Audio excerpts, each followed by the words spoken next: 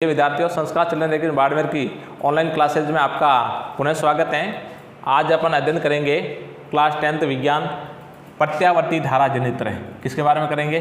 प्रत्यावर्ती धारा जनित्र। प्रत्यावर्ती धारा जनित्र किसके बारे में अध्ययन करेंगे? प्रत्यावर्ती धारा जनित्र, जिसको बोला जाता है एसी जनरेटर।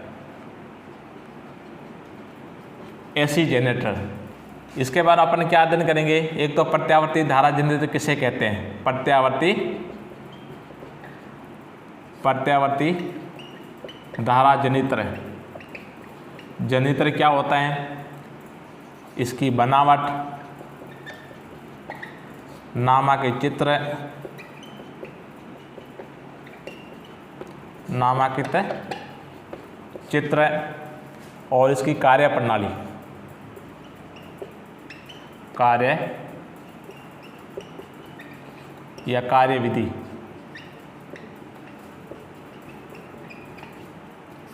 कार्यविधि कई बार पूछा जाता है प्रत्यावर्ती धारा जनित्र किसे कहते हैं और प्रत्यावर्ती धारा जनित्र की बनावट किस प्रकार होती है या इसके भाग कौन कौन से भाग होते हैं, ऐसा भी पूछा जाता है। बनावट कह दो या इसके भाग, बनावट या इसके भाग। और कई बार पूछ लेते हैं प्रत्यावर्ती धारा जनित्र का नामांकित चित्र बनाइए या प्रत्यावर्ती धारा जनित्र का नामांकित चित्र बनाइए तथा इसकी कार्यविधि को समझाइए। तो अपन इन चारों टॉपिकों के बारे में अध्ययन करेंगे। तो प्रत्यावर्ती धारा जनित्र क्या होता है? प्रत्यावर्ती धारा जनित्र वह युक्ति होती है जो यांत्रिक ऊर्जा को प्रत्यावर्ती विद्युत ऊर्जा में बदलती है। किसे बदलती है? प्रत्यावर्ती विद्युत ऊर्जा के अंदर बदलती है। तो प्रत्यावर्ती धारा जनित्र वह युक्ति है या उपकरण है जो यांत्रिक ऊर्जा को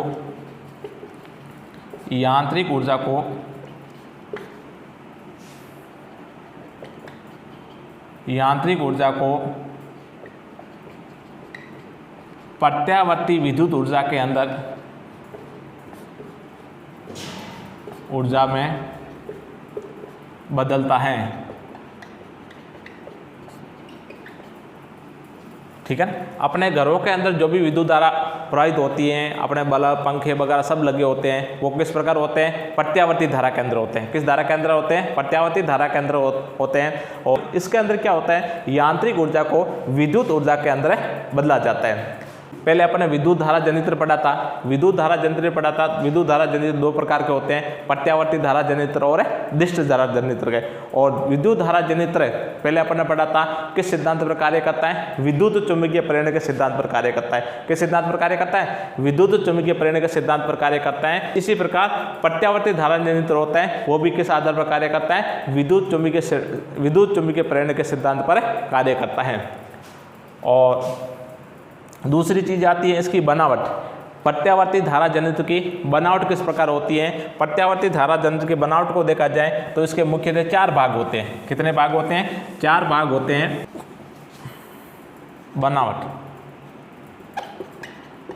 बनावट या भाग।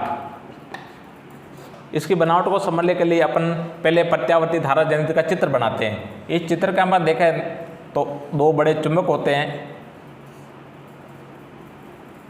और इसके मध्य में क्या होती है? एक कुंडली रहती है। क्या रहती है? एक कुंडली इसके मध्य में रहती है। और इधर भी क्या हो गया? एक चुंबक हो गया। 2 क्षेत्रीय चुंबक होते हैं, ऐसे इसको नाम देते हैं। इस क्षेत्रीय चुंबक के बीच में क्या होता है? कुंडली होती है। और इस कुंडली को अपन किससे जोड़ लेते हैं? सर्पी वलय से जोड़ देते हैं। किससे जोड़ देते हैं? सर्पी वलय से इसको जोड़ देते हैं। इस प्रकार इसको सर्पी वलय से जोड़ C1 और C2 सर्पी वलय से जोड़ देते हैं। और जैसे A, B, C, D ये कुंडली होगी और सर्पी वलय, इसके चारों तरफ इसके पास में क्या हो जाते हैं? ब्रूस लगे रहते हैं। क्या लगे रहते हैं? ब्रूस लगे रहते हैं। इस प्रकार ब्रूस होते हैं और ब्रूस का आगे कनेक्शन कैसे हो जाता है? लोड से हो जाते हैं। किससे हो जाते हैं? लोड से हो जाते हैं। तो इस प्रकार ये क्या हो गया? कुंडली। आर्मेचर कह दो या कुंडली। आर्मेचर या कुंडली, ये क्षेत्र चुंबक ये कुछ क्षेत्र चुंबक,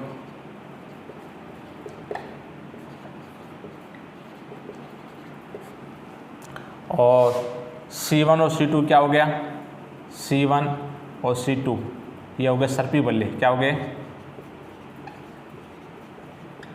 सर्पी बल्ले हो गए। और ये हो गए B1 और B2, B1 B2 ब्रुश हो गए।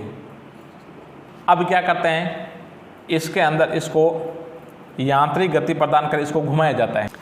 इस प्रकार प्रत्यावर्ती धारा जनरेटर का ये नामांकित चित्र हो गया। अब नामांकित चित्र के आधार पर अपन देखते हैं प्रत्यावर्ती धारा जनरेटर की बनावट किस प्रकार होती है। तो इसके आधार पर प्रत्यावर्ती धारा जनरेटर के 4 भाग हो गए। कितने भाग हो गए, 4 भाग हो गए। पहला हो गया क्षेत्र चुंबक, ले लेते हैं, कौन सा हो गया, क्षेत्र चुंबक, क्षेत्र चुंबक। दूसरा आर्मेचर या कुंडली, आर्मेचर या कुंडली, आर्मेचर या कुंडली होगी। तीसरा हो गया सर्पी वलय, सर्पी वलय। चौथा हो गया ब्रूस, चौथा हो गया ब्रूस। इस प्रकार इसकी बनावट के अंदर कितने भाग हो गए, 4 भाग हो गए। पहला हो गया क्षेत्र चुंबक। कुंडली के दोनों तरफ N और S 2 बड़े क्षेत्र चुंबक होते हैं। जब कुंडली को यांत्रिक ऊर्जा दे करके या यांत्रिक गति करवा करके घुमाया जाता है तो चुंबकीय क्षेत्र के मान में परिवर्तन होता है, जिसके कारण क्या होता है, आर्मेचर के अंदर विद्युत धारा उत्पन्न की जाती है। तो ये तो कार्य किसका हो गया, क्षेत्र चुंबक का। दूसरा क्या हो गया, आर्मेचर। 2 छड़ चुंबकों के मध्य ABCD एक आर्मेचर होता है या कुंडली होती है जो इन दोनों के मध्य स्थित रहती है। और तीसरा हो गया सर्पी वलय। सर्पी वलय कुंडली का अगला भाग होता है। 2 C1 C2 2 सर्पी वलय होते हैं जो बेलनाकार आकृति के होते हैं और वो क्या रहते हैं, कुंडली से जुड़े रहते हैं। और जब कुंडली गति करती है तो उसके साथ साथ ये सर्पी वलय भी क्या करते हैं, गति करते हैं। चौथा कौन सा है, ब्रूस। ब्रूस होते हैं सर्पी वलय के पास में होते हैं, ये से जुड़े हुए नहीं रहते हैं लेकिन इसके बिल्कुल नज़दीक होते हैं। और जैसे ही विद्युत धारा उत्पन्न होती है और इस ब्रूसों के माध्यम में कहाँ चली जाती है, यहाँ लोड के अंदर यहाँ एकत्रित की जाती है। तो इस प्रकार इसकी बनावट के अंदर अपन देखते हैं तो इसके मुख्य कितने भाग होगी या बनावट किस प्रकार की होती है, 4 भाग हो गए। कितने भाग हो गए, 4 भाग हो गए। और इसी आधार अपने प्रत्यावर्ती धारा जनरेटर का एक नामांकित चित्र भी बन गया। अब अगला रहता है कार्य प्रणाली। चौथा हो गया कार्य प्रणाली, प्रत्यावर्ती धारा जनरेटर की कार्य प्रणाली। अब प्रत्यावर्ती धारा जनरेटर की कार्य प्रणाली किस प्रकार होती है, यह सबसे इंपॉर्टेंट चीज़ है। कार्य प्रणाली के अंदर क्या होता है, क्षेत्र चुंबक के अंदर एक कुंडली होती है और इस कुंडली को क्या किया जाता है, यांत्रिक गति देकर के इस कुंडली को क्या किया जाता है, घुमाया जाता है। जब इस यांत्रिक गति देकर के इस कुंडली को घुमाया जाता है तब चुंबक और कुंडली के मध्य क्या होता है, सापेक्ष गति होती है। अपने विद्युत चुंबकीय प्रेरणा पर पढ़ा था, जब कुंडली और चुंबक के मध्य सापेक्ष गति होती है तो कुंडली के अंदर क्या होता है, विद्युत धारा उत्पन्न हो जाती है। क्या उत्पन्न हो जाती है, विद्युत धारा उत्पन्न हो जाती है। और विद्युत धारा उत्पन्न होने के बाद में इस कुंडली का अगला सिरा होता है C1 और C2 से जुड़ा रहता है। किससे जुड़ा रहता है, C1 और C2 से जुड़ा रहता है। इस कुंडली के एक चक्र की बात करें, जब कुंडली को यांत्रिक ऊर्जा देकर के घुमाया जाता है तब कुंडली क्या होती है, इस चुंबकों के एक चक्र की बात करें तो आधे चक्र के अंदर इसके लंबवत आती है और आधे चक्र के अंदर क्या आती है, समांतर गति करती है। अब अगर आप कुंडली के घूर्णन की बात करें तो कुंडली को जब यांत्रिक ऊर्जा देकर घुमाया जाता है तब कुंडली इस चुंबक के समांतर और लंबवत आती है। अगर अपन एक चक्र की बात करें, एक चक्र के अंदर जब कुंडली इसके समांतर और लंबवत आती है तो आधे चक्र में विद्युत धारा का मान घटता है और अगले आधे चक्र में क्या होता है, विद्युत धारा का मान है बढ़ता है। तो तब क्या होता है, प्रथम आधे चक्र के अंदर विद्युत धारा का प्रभाव होता है B1 से B2 की ओर होता है। कहाँ होता है, B1 से B2 की ओर होता है। और अगले आधे चक्र के अंदर विद्युत धारा का प्रभाव कहाँ होता है, B2 से B1 की ओर होती है। अर्थात प्रत्यावर्ती धारा जनरेटर के अंदर विद्युत धारा का मान व दिशा समय के साथ क्या होती है, बदलती रहती है। तो इस प्रकार का जनरेटर है जिसका दिशा व मान समय के साथ बदलता है, उसको क्या बोला जाता है, प्रत्यावर्ती धारा जनरेटर कहते हैं। प्रणाली को वापस समझ लीजिए कि N और S चुंबकीय क्षेत्र के मध्य एक कुंडली होती है जिसको यांत्रिक ऊर्जा देकर कुंडली को घुमाया जाता है। जब कुंडली घूमती है तो कुंडली व चुंबक के मध्य सापेक्ष गति होती है और सापेक्ष गति के कारण कुंडली के अंदर विद्युत धारा प्रवाहित होती है। जब कुंडली चुंबकीय क्षेत्र के अंदर लगातार घूर्णन करती है तो चुंबक के लगातार घूर्णन करती है तो चुंबक के लंब तथा समांतर आती रहती है, तब क्या होता है आधे चक्कर में विद्युत धारा का मान बढ़ता है और आधे चक्कर में विद्युत धारा का मान क्या होता है घटता है। इस कारण क्या होता है कि आधे चक्कर में विद्युत धारा B1 से B2 की ओर संचालित होती है और अगले आधे चक्कर में विद्युत धारा B2 से B1 की ओर संचालित होती है। अर्थात विद्युत धारा का मान व दिशा समय के साथ बदलते रहते हैं, इसीलिए इसको क्या बोला जाता है प्रत्यावर्ती धारा जनित्र कहते हैं।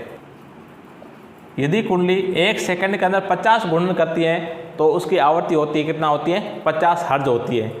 कई बार पूछा जाता है प्रत्यावर्ती धारा जनित्र से उत्पन्न विद्युत धारा का मान किन किन बातों पर निर्भर करता है। विद्युत धारा का मान तो अपन को पता है कि कुंडली से विद्युत धारा उत्पन्न होगी वो किन बातों पर निर्भर करेगी।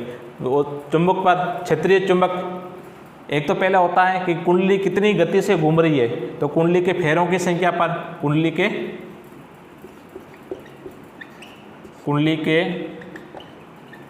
फेरों मतलब चक्र की संख्या पर,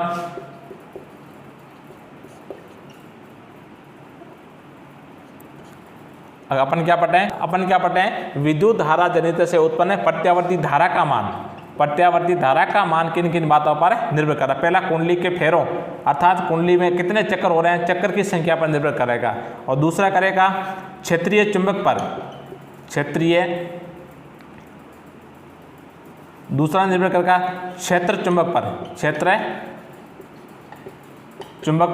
क्षेत्र चुंबक कितने बड़े हैं छोटे हैं बड़ा। क्षेत्र चुंबक जितने बड़े होंगे और क्षेत्र चुंबक जितने बड़े होंगे और चुंबकीय फ्लक्स उतना ज़्यादा परिवर्तन होगा, विद्युत धारा उतनी क्या होगी ज़्यादा। तो क्षेत्र चुंबक पर। और तीसरा हो गया कुंडली के क्षेत्रफल पर। किस हो गया कुंडली के क्षेत्रफल पर। कुंडली के क्षेत्रफल कितना है उस पर निर्भर करेगा। घूर्णन वेग पर निर्भर करेगा। चौथा हो गया घूर्णन वेग।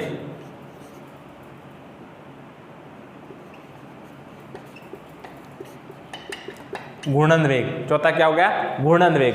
अतः प्रत्यावर्ती धारा जनित्र से उत्पन्न विद्युत धारा का मान किन किन बातों पर निर्भर है। कुंडली के फेरों की संख्या पर, क्षेत्रीय चुंबक पर अर्थात क्षेत्रीय चुंबक की तीव्रता कितनी है उस पर निर्भर करेगा।